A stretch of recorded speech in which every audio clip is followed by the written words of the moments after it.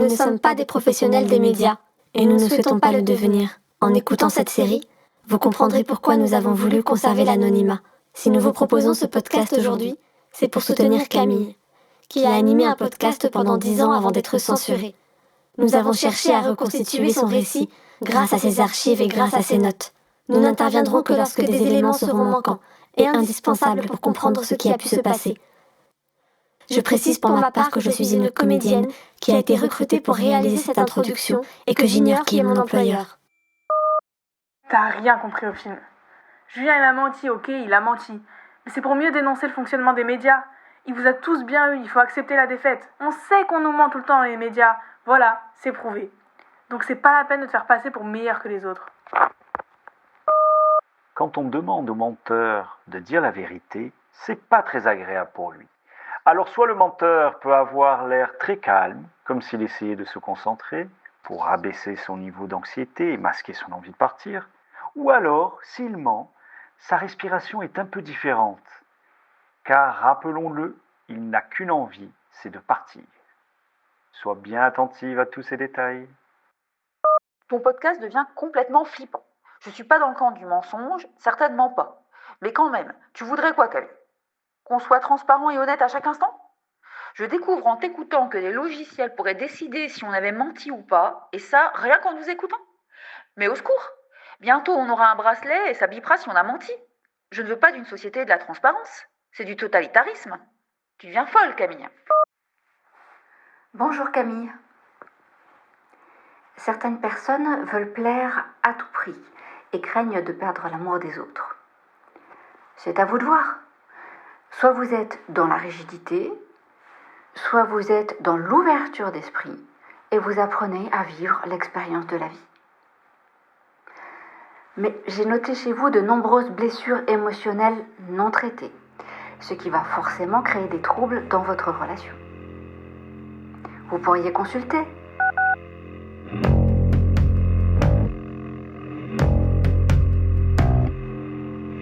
Bonjour, je suis Camille d'une belle histoire. C'est moi qui ai envoyé le mail à propos du podcast hier.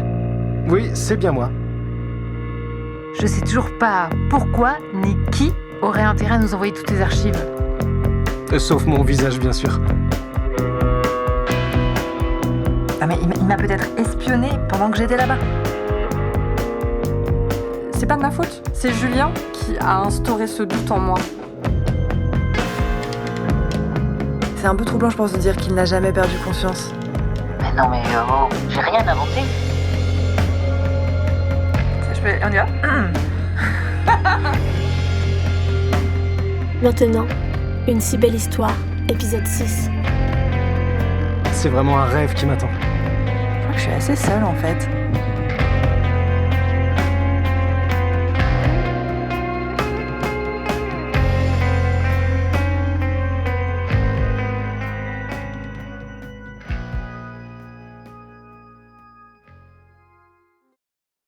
Petit rappel des faits. Invité dans plusieurs émissions de télé, Julien raconte être rescapé d'un grave accident de vélo et devient un des anonymes les plus célèbres de l'histoire des médias. Son témoignage émouvant bouleverse des millions de téléspectateurs. Je veux pas généraliser, la plupart des médecins m'ont aidé à redevenir celui que j'étais, mais les autres, je peux pas les oublier non plus. Quand j'étais dans le coma, j'ai entendu des choses, j'aurais jamais dû les entendre. Et ça aurait pu me briser complètement. Là, à ce moment-là, tu te dis, mince, il devrait y avoir un protocole qui fixe les choses à dire, à pas dire. En vérité, Julien a tout inventé.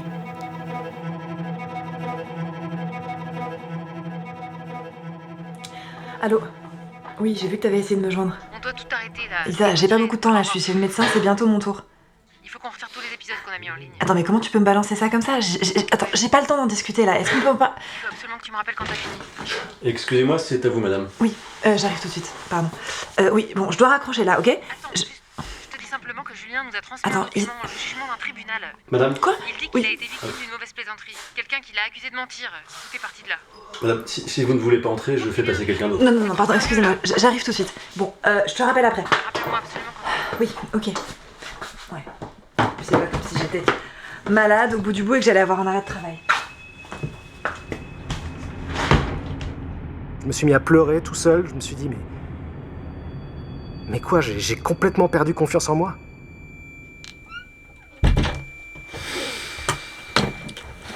Et vous, voilà. Excusez-moi. Écoutez, je ne comprends pas bien. Vous voulez un rendez-vous en urgence, je vous le donne. Et là, j'ai presque l'impression de vous déranger en vous invitant à entrer dans le cabinet. Je suis vraiment désolée.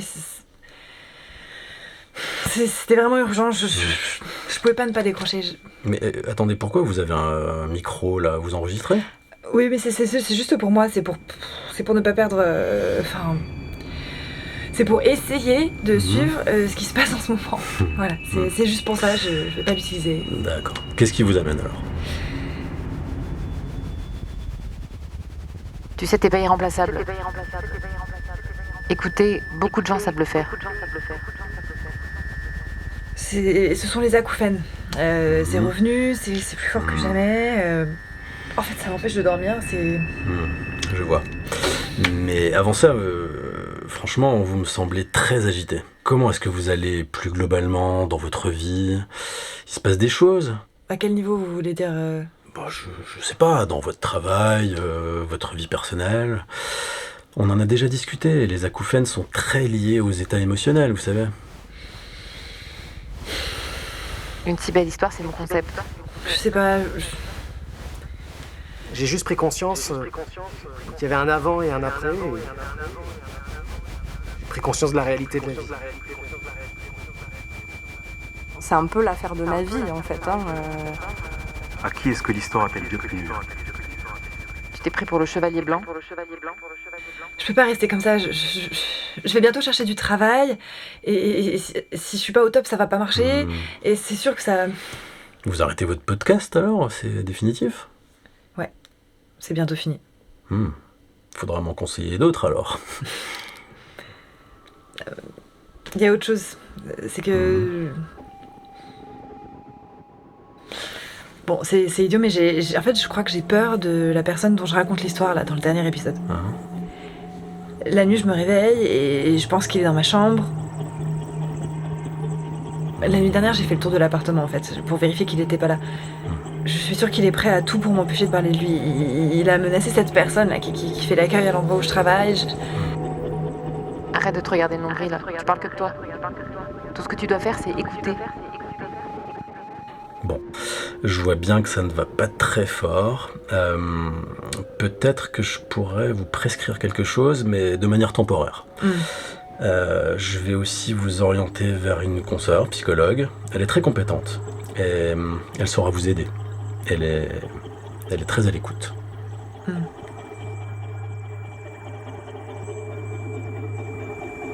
C'est pour ça, la base, c'est s'écouter. Savoir ce dont notre corps a vraiment besoin pour aller bien. Alors soyez prudente.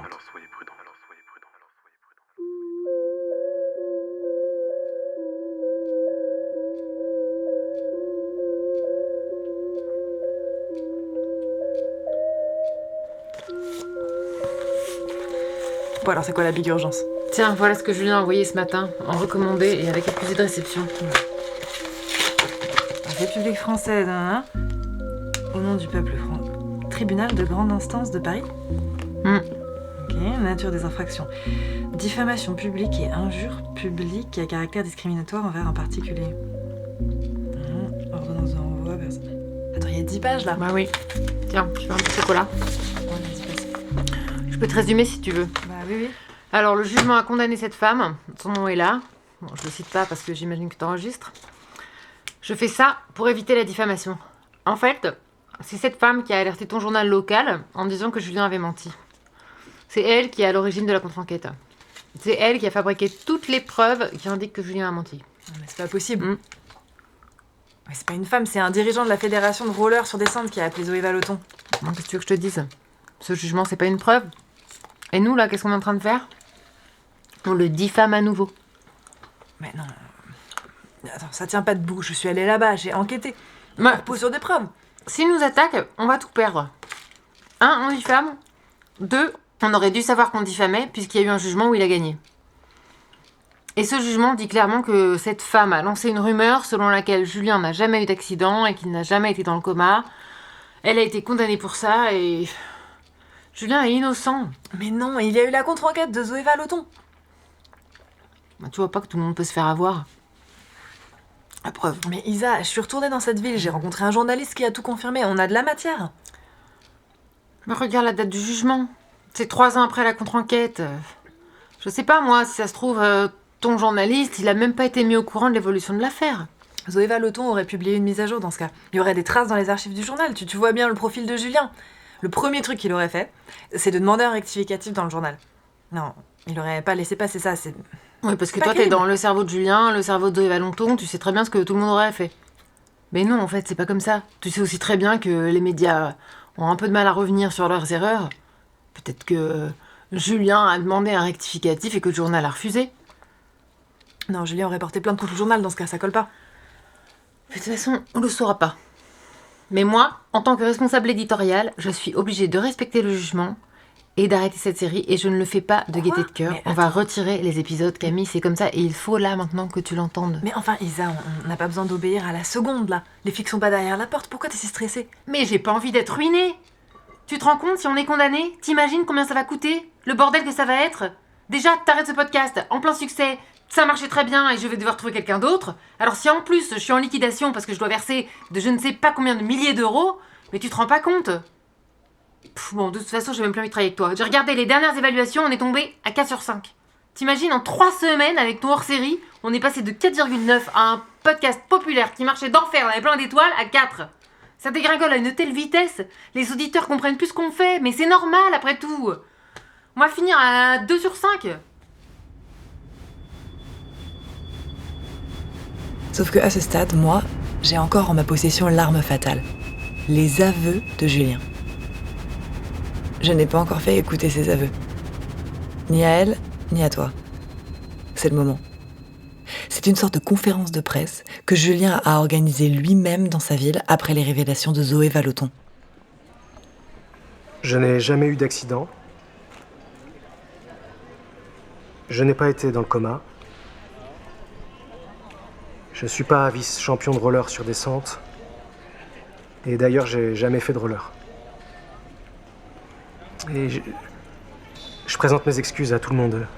À toutes les personnes qui m'ont soutenu, à mes sponsors. Et je veux juste que vous sachiez que chacun a ses souffrances. J'avais mes raisons. Et voilà, à partir d'aujourd'hui, je m'exprimerai plus dans les médias. Je disparais du monde.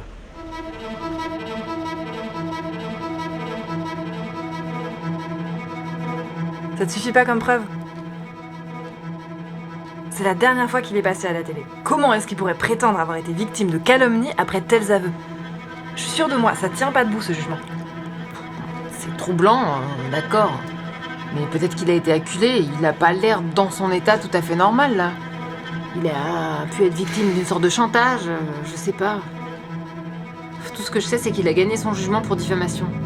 Il a peut-être fait cette confession sous la menace. Ok, vas-y, montre-moi le courrier qui accompagnait la lettre commandée là, le jugement. Voilà. Bon, regarde, on a jusqu'à après-demain pour retirer les épisodes, c'est bien ça? Le 28. Bah laisse-moi le temps de vérifier 2-3 trucs, c'est tout ce que je te demande. Je sais vraiment pas ce que tu cherches à prouver. Qui est cette mystérieuse femme condamnée pour diffamation? J'ai jamais entendu parler d'elle, aucune archive ne mentionne son nom. Je m'imagine déjà qu'elle n'existe pas, et que Julien a tout inventé.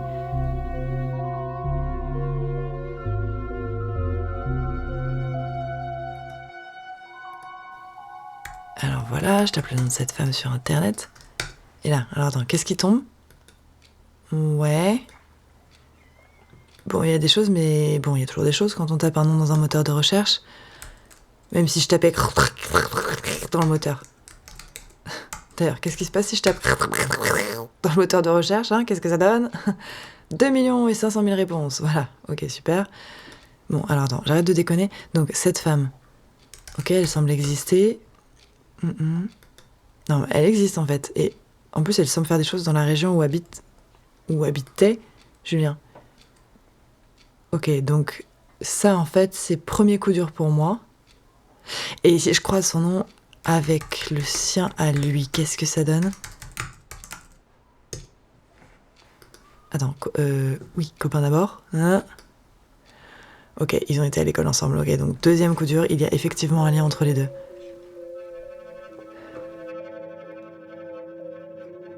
Ça paraît évident de le rappeler ici, mais au cours de cette enquête, car mon podcast est bel et bien devenu une enquête, je crois, eh bien tu vois, il y a des périodes d'euphorie et il y a des moments plus down, qui menacent de tout emporter.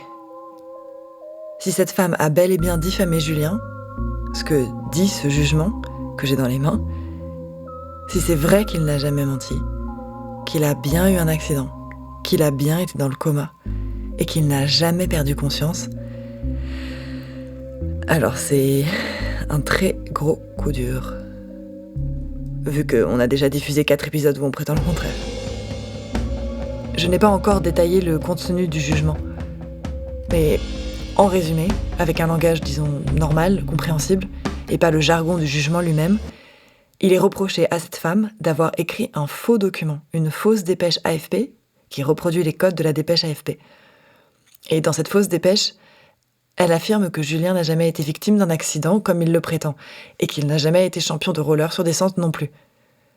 Pour la justice, le fait d'avoir écrit ça, je veux dire, d'avoir accusé Julien, ses agissements, comme ils disent, là je vais te réciter le jugement, portent atteinte à l'honneur et à la considération de Julien. Et attendu que ces accusations ont été reprises par un certain nombre de médias de support électronique, cela permet de conclure que ces accusations ont reçu une certaine publicité au sens de l'article 23 de la loi sur la presse et de la loi sur la confiance en l'économie numérique, entre parenthèses, LCEN, fermez les guillemets. Donc je lis ça, et je décide de faire des recherches sur cette loi sur la presse et sur la confiance en l'économie numérique. Cette fameuse LCEN.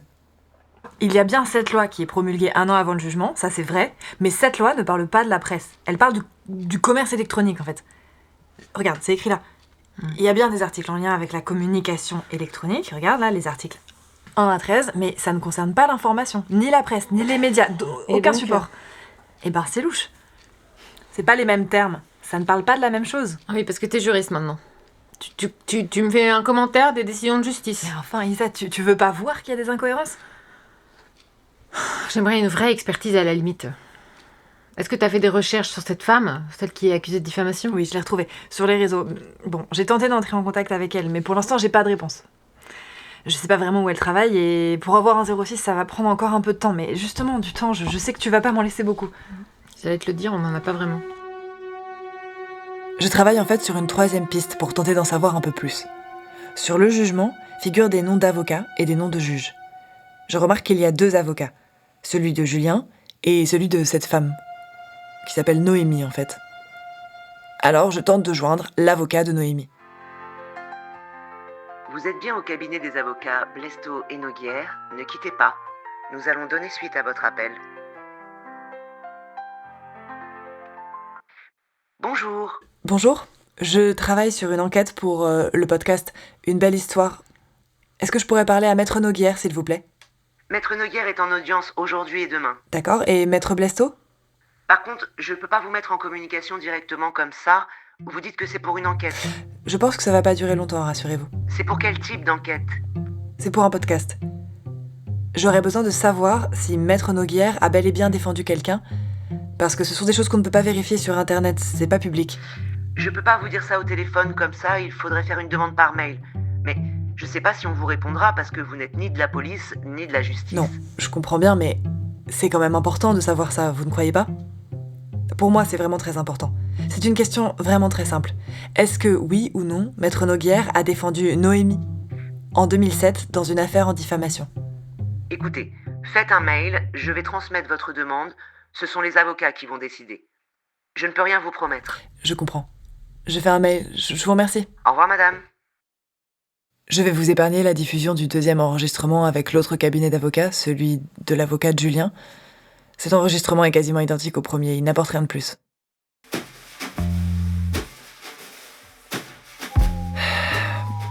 Là, cher auditeur, chère auditrice, comment t'expliquer ce qui se passe ? Eh ben, j'attends. Ok, la loi mentionnée n'est pas très claire. Du côté de Noémie, rien n'avance. Elle ne répond pas à mes demandes sur les réseaux et je ne parviens pas à avancer à distance. Zoé Vallotton me serait très précieuse, mais Zoé, tu n'es plus avec nous. Donc pas d'espoir de ce côté-là. Les avocats ne me répondent pas, malgré mes séries d'emails où je précise que je vérifie des informations, que je ne les citerai pas. J'ai même fini par leur envoyer une copie de ce jugement. Mais je crois qu'ils n'ont aucun intérêt à communiquer en fait. Tu vois, ils n'ont pas intérêt à faire quelque chose qui pourrait se retourner contre eux d'une manière ou d'une autre. Et Noémie, c'est pareil. Elle a sans doute eu un lien avec Julien, mais ça remonte probablement à très loin, et peut-être qu'elle n'a pas envie de parler de lui, qu'elle a été condamnée ou pas d'ailleurs. Voilà. J'attends près de mon téléphone. Excitant, hein ? Il me manque du temps et il me manque des moyens. Si je pouvais repartir sur le terrain, pister Noémie ou même pister les avocats, peut-être que je réussirais à les convaincre, si je leur parlais directement. Peut-être qu'il faut que j'aille au tribunal. Il reste pas beaucoup de temps.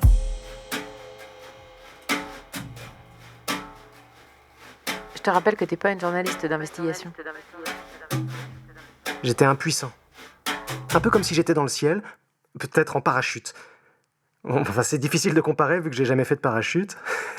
En tout cas, vraiment, t'es plus rien à ce moment-là. Ce qui va se passer, logiquement, c'est que ma productrice va retirer les épisodes du podcast dans quelques heures. Et moi, je suis là à te parler. Je dis pas que ma productrice est lâche. Non. Je dirais qu'elle a peur. Et aussi qu'elle ne sait plus trop quoi penser de cette histoire. Je crois que... Ouais, c'est maintenant. Là, c'est maintenant, le moment où tout le monde doute. Ma productrice, toi qui écoutes peut-être ce podcast, ou qui ne pourra pas l'écouter d'ailleurs, et moi aussi d'ailleurs. À vrai dire, je sais plus très bien quoi penser. Est-ce que Julien a menti ? Ou pas ? Est-ce qu'il a été victime d'un règlement de compte ? Et chaque jour, je me dis, ah là là, j'ai de la chance. C'est un peu horrible, hein, mais on est obligé de passer par ça quelque part pour se rendre compte du bonheur qu'on devrait ressentir. Du simple fait d'être vivant. Noémie, est-ce que c'est une ex qui s'est vengée en menant une campagne contre lui ? Pour le décrédibiliser ? Mais quand on se sépare de quelqu'un, on ne balance pas autant de mensonges contre lui, non ? Si ? Je sais plus. J'ai pas été en couple depuis... Depuis quand, en fait ? Eh ben, je sais même plus depuis combien de temps. Je suis accaparée par ce podcast depuis tellement longtemps que j'ai même plus le temps de rencontrer des gens. Et les rares tentatives ont été assez pathétiques. Faut reconnaître que... Tu vois, quand je suis au resto devant quelqu'un, je suis toujours en train de me demander ce que il ou elle donnerait derrière le micro. Ou devant. Derrière, devant. Ouh. Je sais pas combien de fois, en date, je me suis mise à écouter plus le timbre de la voix de la personne en face que ce qu'elle disait vraiment. En fait, quand tu nages la brasse, il faut inspirer par la bouche et expirer par le nez. C'est ça le secret. Je voudrais pouvoir faire comme devant mon ordi quand je suis en montage. Couper tout ce qui est inutile, tous les tunnels où il ne se passe rien, supprimer les répétitions, les petits bafouillements. Les bouquins, moi, je les lis plus dans l'ordre. C'est vrai, qu'est-ce qui nous oblige à lire les chapitres dans l'ordre ? On doit pouvoir faire comme on veut. Je m'impatiente, je veux que ça aille plus vite. Je voudrais pouvoir passer d'une séquence à une autre en un clic. Je m'ennuie. Je crois que je suis plus faite pour le vrai rythme de la vraie vie. En fait, les seuls moments vraiment importants pour moi, c'est quand j'interviewe les invités du podcast. Ils me racontent leur vie, et là, j'écoute. Et rien n'est aussi intense que ce genre de moment. Tu vois, ils me disent ce qui est le plus important pour eux, tout de suite, des choses qu'ils ne diraient même pas à leurs proches. À côté de ça, dans la vraie vie, mais tout paraît futile, superficiel. Il n'y a qu'ici que je me sens vraiment bien. Dans ce studio d'enregistrement.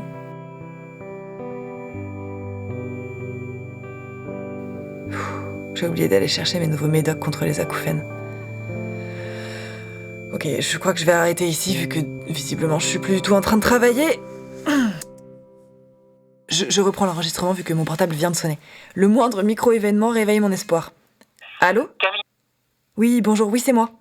je suis maître Erlinet. Ah, maître Erlinet ?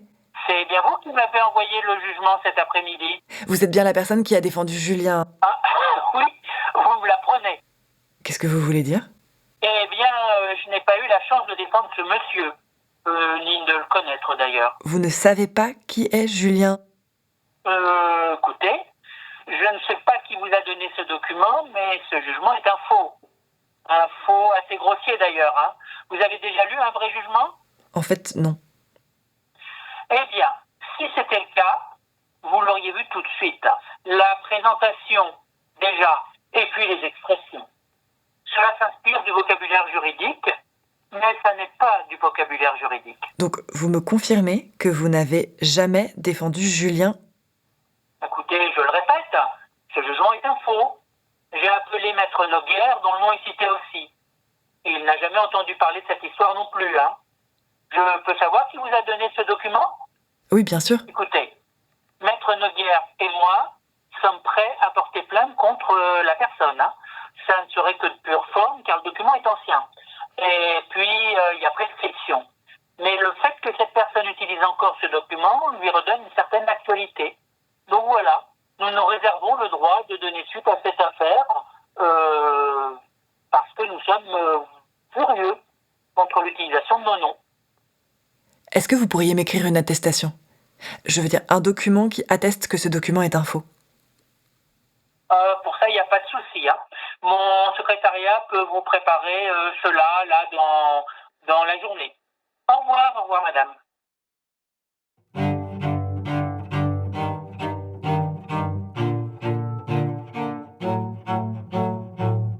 Maître Erlinet m'a facilité les choses.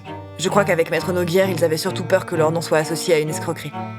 Enfin, il a fait ce qu'il avait dit qu'il ferait, et ça m'a fait un bien fou. Un tout petit peu de soutien. Regarde. J'ai reçu l'attestation il y a 1 heure. Bah, je reconnais que t'avais raison en ce qui concerne le jugement. Ah, Mais est-ce que ça veut vraiment dire que Julien a menti sur son accident ? non mais je rêve. Il est peut-être victime d'une cabale. Est-ce que t'as des nouvelles de cette femme, Noémie ? Elle t'a répondu ? Qu'est-ce que ça a à voir avec la choucroute ? T'attends encore des infos pour être sûr, mais c'est incroyable. Tu peux pas juste reconnaître que tu t'es trompé et que ce type est prêt à tout, même 20 ans après, pour qu'on ne se souvienne pas de son mensonge, même produire un faux je jugement. t'arrête tout de suite. La question, c'est pas de savoir si je me suis trompée ou pas. La question, c'est que maintenant, il y a une femme qui a atterri dans l'affaire avec ce jugement, et j'aimerais bien savoir qui c'est. C'est tout, pour être sûr.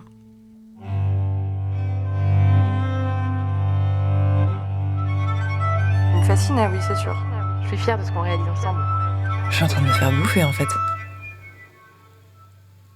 J'ai résisté à toutes les attaques de Julien, mais en fait, je crois qu'il va continuer. J'ai jamais imaginé que quelqu'un pourrait avoir envie de s'attaquer à moi comme ça, avec autant d'énergie et autant de moyens. Et je me retrouve complètement démunie face à ce... Ah. Allô ? Oui, bonjour. C'est Bonjour. Noémie. Vous avez essayé de me joindre pour l'histoire du jugement.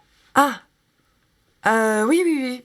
Noémie. Oui, oui, absolument, Je vous dérange pas, je sais qu'il est tard, mais je travaillais. Non, pas du tout. C'est bon, vous me dérangez pas du tout.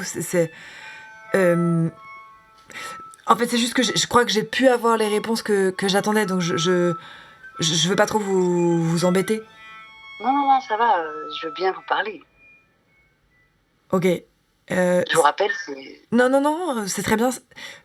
J'étais en train d'enregistrer. Ça vous dérange que ça continue de tourner ou vous préférez que j'arrête ? On peut se parler juste comme ça aussi, hein, je peux. Non, c'est bon. Ok. Je vous appelle. Ok, d'accord. Alors, pardon, je sais plus par où commencer. Vous voulez qu'on parle du jugement, c'est bien ça ? Absolument. Julien nous l'a transmis et on a voulu faire des vérifications. Et donc, on est arrivé jusqu'à vous. Comme vous êtes impliqué, je pensais que c'était Oui, bon, j'adore pas forcément revenir là-dessus, mais je préfère que ce soit moi qui en parle. Donc c'est bon, vous ne forcez pas. Oui, ok. Parce que c'est vrai qu'il y a quand même votre nom et... Mais donc, pardon, vous êtes bien au courant pour ce jugement? Oui, on était deux, l'un contre l'autre, c'est normal que je sois au courant. Bien sûr. C'est juste que comme ce jugement est un peu particulier... Oui, c'est l'histoire qui est particulière. Après, le jugement, il est ce qu'il est. Attendez, vous parlez bien du jugement pour diffamation, celui de mai 2017. 2007, pardon. Oui, du 12 mai 2007, oui. Absolument. Quand on était devant la 17e chambre avec Julien. Je savais que la journée avait été longue, mais là, j'ai complètement perdu pied. Pourquoi cette Noémie faisait-elle comme si ce procès avait bien eu lieu? Alors que je savais très bien depuis la fin de l'après-midi que le document de Julien était un faux, qu'il n'y avait jamais eu de jugement et qu'il avait vraiment menti. Qu'est-ce que c'est que ce délire? Mais, excusez-moi, je suis un peu troublée. Donc Julien, vous le connaissiez? Bien sûr. On a été à l'école ensemble, jusqu'au lycée même. Après, on a fait des études différentes, mais on se retrouvait quand on rentrait chez nos parents, quand on était à la fac. Et on s'est mis ensemble. C'est curieux parce qu'on n'avait jamais pensé à ça avant. Oh, c'était super tant qu'on était étudiants, mais après, on a vécu ensemble et là, ça a été beaucoup moins drôle. Donc vous avez vécu ensemble? Mais combien de temps? 4 ans au total, avec des petites pauses. Pourquoi des pauses, ça... Pardon si je suis indiscrète, mais qu'est-ce qui n'allait pas entre vous? Oui, je sais ce que vous allez penser. Je me remets une fois de plus à faire du podcast, à faire des interviews intimistes. C'est reparti pour un tour. Bien malgré moi. J'étais en train de faire le portrait de Noémie, malheureuse en couple. Mais en vrai, à ce moment-là, je crois que retrouver mes bases, ça me faisait du bien. Si, ça allait, mais ça allait quand il était là, quoi. Mais il était tout le temps barré, surtout le week-end. Donc moi, ça me convenait de moins en moins. Surtout que j'ai commencé à découvrir qu'il me mentait. Il disait partout qu'il allait à un tournoi de foot et en fait, il était à l'hôtel avec une autre meuf. Ah oui. Enfin, bon, je résume, parce que si je raconte tout ça, ça va prendre des heures. Mais pourquoi vous vous êtes pas séparés de lui après ça? Là, je commence à comprendre ce qui se passe. En fait, Noémie est toujours une pote de Julien. Et malgré ses infidélités, visiblement, elle est même toujours amoureuse. Vous savez, on se sépare pas de Julien comme ça. Parce que t'as pas envie de te séparer de lui. Pourquoi? Parce que quand il est là, il est là. Il se comporte comme si t'étais une reine. Il te donne rendez-vous dans un endroit inconnu. Il te fait une surprise. Des fois un petit cadeau. Il t'emmène à un resto, dans un resto que t'as jamais vu dans la ville dans laquelle tu es. Voilà, tu laisses passer, tu crois que tu vas gagner, que les autres vont disparaître. Il savait se faire pardonner, quoi. Ouais, puis on était fusionnels. On se voyait toujours, il se passait toujours quelque chose. C'est fou, il inventait toujours des magnifiques moments, des surprises, quoi. C'est quel genre de type, en fait? Comme je vous dis, très attentionné, qui t'écoute, qui est là pour toi. Et... Voilà, et quand il est plus là, il y a comme un vide.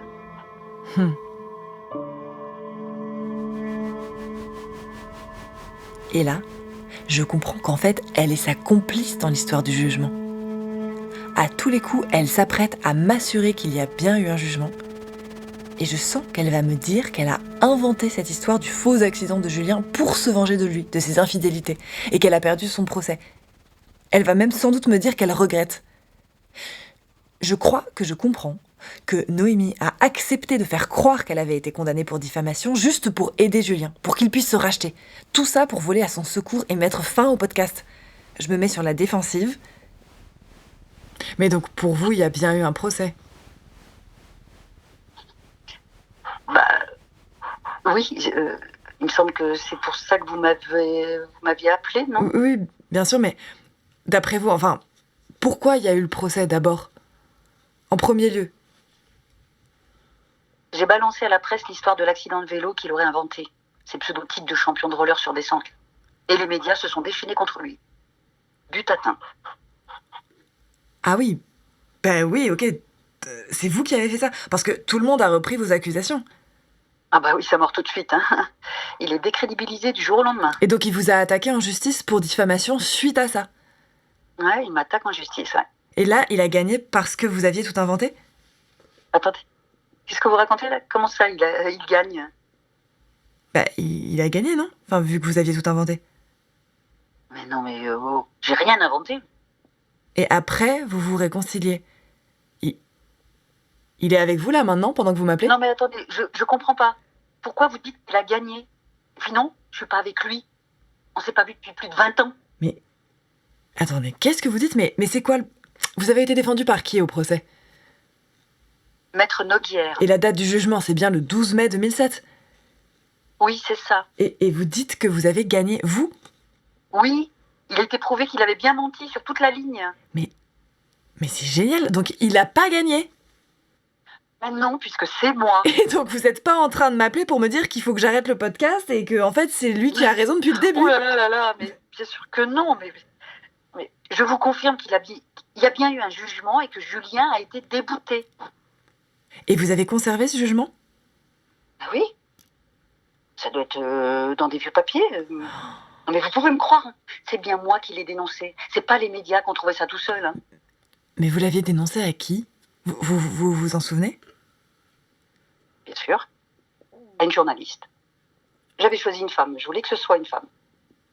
Et vous vous souvenez de son nom? Bien sûr, c'était Zoé Vallotton. Une journaliste super chouette. C'est à elle que vous avez tout raconté? Oui, tout. La contrepartie, c'était que je ne sois pas citée dans l'article. Et aucune référence à notre histoire, à Julien et à moi. Je comprends. Noémie? Oui. Je peux vous poser une question peut-être un peu délicate, mais... Qu'est-ce qui s'est passé dans votre... Enfin, vous me dites que il était cette personne qui laisse un trou quand il n'est pas là. Pour quelle raison est-ce que vous avez décidé de tout balancer à la presse? Qu'est-ce qui s'est passé? Bah, en tant que femme, vous avez pas une petite idée par rapport à ce que je viens de vous raconter? Ouais, vous supportiez plus son arrogance? Ouais, je sais pas, tu passes du jour au lendemain de tout à rien. Je comprends. Monsieur avait la première page. Et puis quoi aussi? De le voir à la télé comme ça, là, je supportais pas. L'histoire de son accident, mais c'était n'importe quoi, si vous saviez. C'est du délire. Pipoté, mais c'était insupportable de voir ça. Mais merde, quoi, c'est pas possible. Je pouvais pas laisser faire ça. Vous avez eu raison. C'est vrai? Vous le pensez? Je le pense sincèrement. Vous pensez qu'il sait que c'est vous? Oui.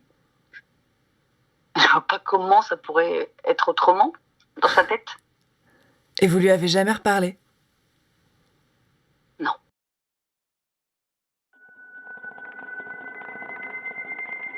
J'ai pris conscience aussi que pour me sentir accompli après l'accident, il fallait que je transmette, il fallait que j'aide les autres.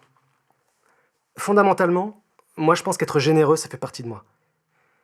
Dans ma vie, pour être heureux, j'ai besoin de donner, de transmettre, d'être en contact avec les autres. Et lorsque mon histoire allait au-delà de moi-même, quand j'ai senti que j'inspirais d'autres personnes et que j'aidais d'autres personnes, c'est là que j'ai su que j'avais le moyen d'en faire quelque chose de différent. Et peut-être que je l'aurais appris à 40 ans, mais là, je l'ai appris à 20 ans. Bon, après tout, c'est plutôt pas mal, hein.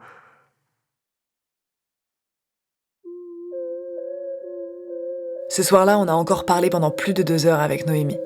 Elle m'a tout raconté sur Julien.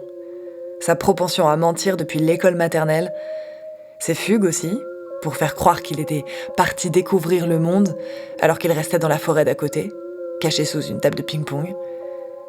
Et puis toutes les célébrités à qui il écrivait et qui lui répondaient, soi-disant. Je sais pas si le mensonge est contagieux ou non. Mais Noémie n'était pas la dernière non plus en matière de mythomanie. Il n'y a jamais eu de procès en diffamation. Et Noémie n'a jamais été défendue par Maître Noguer. Tout cela serait une nouvelle fois confirmé le lendemain. Alors, est-ce que Noémie avait réellement dénoncé Julien aux médias ? Est-ce que ça, au moins, c'était vrai ? Zoé Vallotton n'était plus là pour le confirmer ou l'infirmer. Peut-être que oui, et peut-être que Zoé avait protégé sa source en ne disant pas comment elle avait eu les informations sur Julien. Mais peut-être que non. Peut-être que Noémie s'était inventé un personnage de dénonciatrice pour se venger de Julien, au moins symboliquement. Après tout, Julien avait pu raisonnablement penser que Zoé Vallotton avait eu les fausses infos par Noémie. C'était crédible. C'est pour ça qu'il avait imaginé ce faux procès pour diffamation. Il était assez vraisemblable que Noémie soit la taupe de Zoé Vallotton. Oh là là, attends. T'as reçu mon mail ? J'ai apporté des croissants, t'en veux ? C'est pas bon pour ce que j'ai. Ah. Bon. Regarde. Non, attends. Attends, là, il est que 9h du matin, j'ai besoin d'un café. Tu pourrais m'en apporter un, d'ailleurs ? Bon, en résumé, si je comprends bien, que ce soit Julien ou Noémie, ils ont tous les deux inventé un faux procès pour diffamation, c'est bien ça ? Julien a écrit un faux jugement. Noémie a dû en avoir une copie, mais elle dit que c'est elle qui a gagné. C'est hallucinant, c'est le bal des menteurs. Et alors, pourquoi t'as pas dit à Noémie que tu savais qu'il n'y avait jamais eu de procès ni de jugement ? Hein, ça aurait été plus clair. Je confonds déjà un menteur, ça me suffit pour l'instant. Et puis, à l'origine, elle aussi, c'est une victime. Une victime de Julien. Elle a vécu avec. Si elle a eu besoin de tout reconstruire dans sa tête pour s'en sortir, pour moi, c'est complètement excusable. Attends, c'est une ex et tu te poses aucune question sur sa volonté de lui nuire potentiellement. Tu serais pas un peu misogyne ? What ? J'ai de la force, je le vois. Il y a un avant, mais surtout il y a un après l'accident. Je pense que le faux jugement de Julien devait circuler depuis pas mal de temps. Il devait s'en servir pour détruire tous les articles qui parlaient de son mensonge. Et Noémie devait l'avoir eu dans les mains depuis longtemps aussi. Je sais pas comment. Mais au lieu de dénoncer Julien, de porter plainte pour de vrai contre lui, pour diffamation et escroquerie, visiblement elle a choisi une autre contre-attaque. Elle a choisi de donner vie au procès, elle aussi. Elle a sans doute dû lire avec attention tout ce qui lui était reproché et découvrir qu'un avocat la défendait, Maître Noguer. Simplement, elle a inversé la décision de justice. Dans son esprit à elle, oui, il y a bien eu un procès, mais c'est elle qui a gagné à la fin, pas Julien. C'est elle qui a gagné, forcément, puisque Julien a menti sur toute la ligne. Tout le monde le savait, depuis toujours. C'est elle que le tribunal a fait triompher, et c'est elle qui a été reconnue comme une victime. C'est tout ce qu'elle voulait. Je pourrais appeler Noémie et la mettre face à ses contradictions. Je pourrais lui prouver qu'il n'y a jamais eu de procès ni de jugement, mais je crois que j'ai décidé de ne pas le faire, de la laisser tranquille. Quel sens ça aurait de démontrer qu'elle aussi a menti, en reprenant cette histoire abracadabrantesque de faux procès, et en se donnant le beau rôle qui plus est ? Ça voudrait dire qu'elle est autant une menteuse que Julien ? Est-ce que je veux raconter ça ?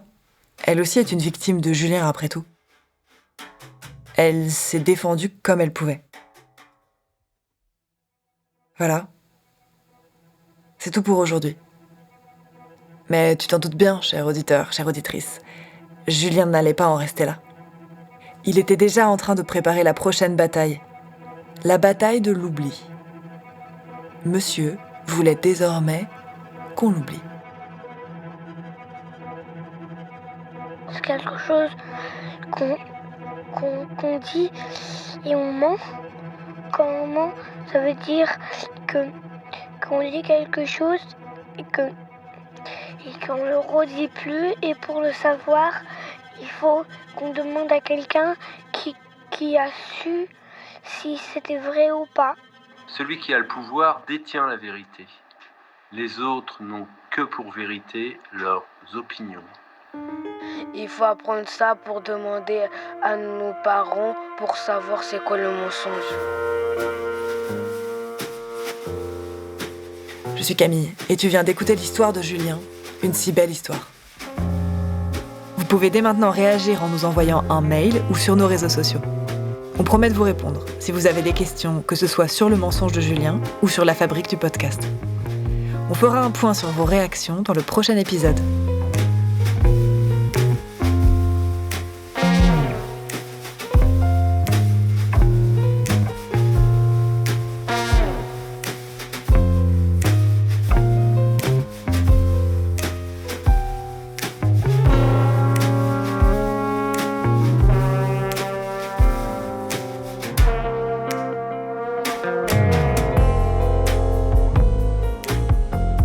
Une si belle histoire de Marine Anger et Christophe Delue.